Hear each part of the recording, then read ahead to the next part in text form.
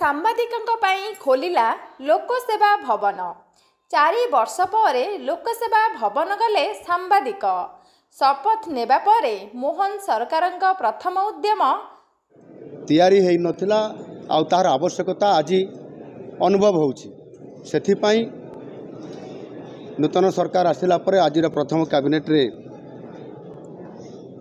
ନିଷ୍ପତ୍ତି ନିଆଗଲା ଏକ କର୍ପସ୍ ଫଣ୍ଡ ବା ପାଣ୍ଠି ଗଠନ କରିବା ପାଇଁ ଏବଂ ସେଥିରେ 500 କୋଟି ଟଙ୍କା ଇଏ ବଜେଟ୍ରେ ରଖାଯିବ ଏବଂ ହଠାତ୍ କୌଣସି ପରିସ୍ଥିତି ଆସିଲେ ତାର ମୁକାବିଲା କରିବା ପାଇଁ ଏବଂ ସଂରକ୍ଷଣ କରିବା ପାଇଁ କରାଯିବ। ସେଥିପାଇଁ କର୍ପସ୍ ଫଣ୍ଡ ଗଠନ କରାଗଲା। 500 କୋଟି ଟଙ୍କା ସେଥିରେ ବ୍ୟବସ୍ଥା କରାଯିବ। ଏହା ଖୁବ୍ ଶୀଘ୍ର ଲାଗୁ କରାଯିବ। ଇଏ ହେଲା ଦ୍ୱିତୀୟ କଥା।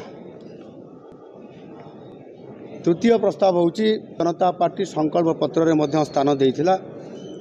ବିଶେଷ କରିକି ଚାଷୀମାନଙ୍କର ବିଭିନ୍ନ ସମସ୍ୟାକୁ ନେଇ ଏବଂ ଧାନ ସଂଗ୍ରହ ନୀତି ଏବଂ ଧାନର ବିକ୍ରୟ ମୂଲ୍ୟ,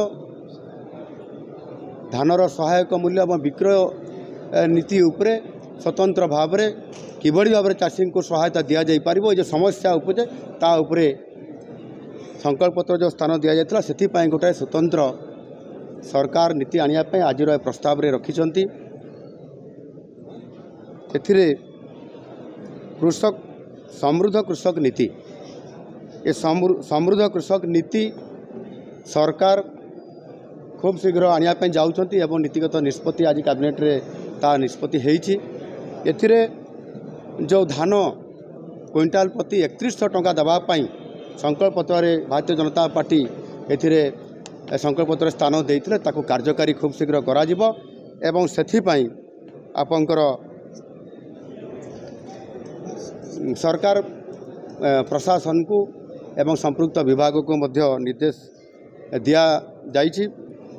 ସେଥିରେ ଏକ ମାର୍ଗଦର୍ଶିକା ଏବଂ ବିସ୍ତୃତ ରୂପରେଖ ପ୍ରସ୍ତୁତ କରିକି ଖୁବ୍ ଶୀଘ୍ର ଏ ବାବଦରେ ସରକାରଙ୍କ ନିକଟରେ ଉପସ୍ଥାପନା କରାଗଲା ପରେ ଏହାକୁ ଖୁବ୍ ଶୀଘ୍ର ବା ଆଗାମୀ ଯେଉଁ 100 ଦିନର ଯେଉଁ କାର୍ଯ୍ୟକ୍ରମ ଏ ସରକାର ରଖିଛନ୍ତି ଏ ପ୍ରସ୍ତାବ ଉପରକୁ କାର୍ଯ୍ୟକାରୀ କରିବା ପାଇଁ ତାକୁ ଖୁବ୍ ଶୀଘ୍ର ତାର ପ୍ରସ୍ତୁତି ଆସିଲା ପରେ ଏହାକୁ କାର୍ଯ୍ୟକାରୀ କରାଯିବ।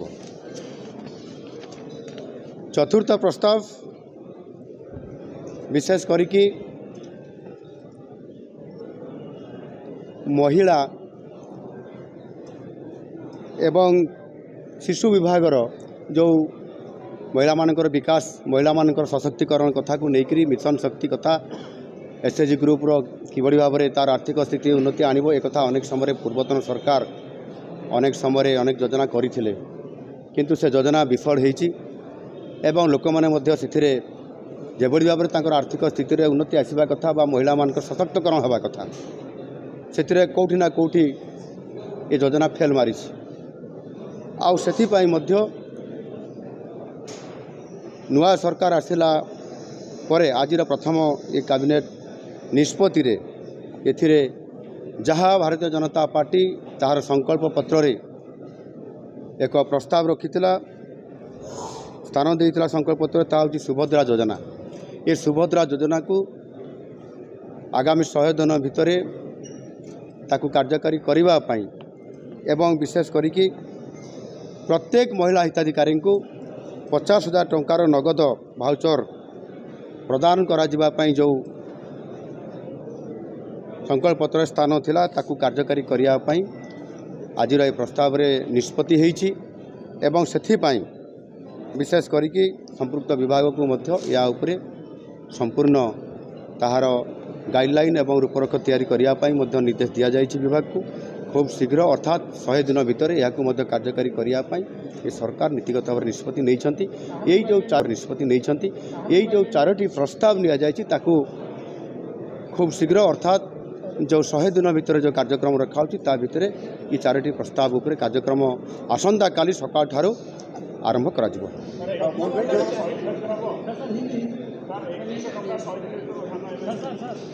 ସେଥିପାଇଁ ମୁଁ ଆପଣମାନଙ୍କୁ ଯେଉଁ ପ୍ରସ୍ତାବ ରଖିଲି ବା ମୁଁ କଥା ରଖିଛି ସେହି ଆଧାରରେ ହିଁ କରାଯିବ। ଏଣୁ ନିଶ୍ଚିତ ଭାବରେ 100 ଦିନ ଭିତରେ ଏହାର ରୂପରେଖ ସ୍ପଷ୍ଟ କରାଯିବା ସହିତ କାର୍ଯ୍ୟକାରୀ କରିବା ପାଇଁ ସରକାର ନୀତିଗତ ନିଷ୍ପତ୍ତି ନେଇଛନ୍ତି। ଖୁବ୍ ଶୀଘ୍ର ଏ ବାବଦରେ କାର୍ଯ୍ୟକ୍ରମ ଆରମ୍ଭ କରାଯିବ। ଧନ୍ୟବାଦ। आज ही जीवे समस्त मंत्री परिषद सदस्य बृंद आज ए बाबद अनुरोध करा समस्ते आज ही जीवे एवं आसंती रे राति एवं सकाळे मंगल आरती समय उपस्थित रहीकि चारिद्वार उपस्थित रहीकि से भक्त मान जावाई ये जो प्रवेश द्वार खोला रही से अनुसार स्वागत करा। धन्यवाद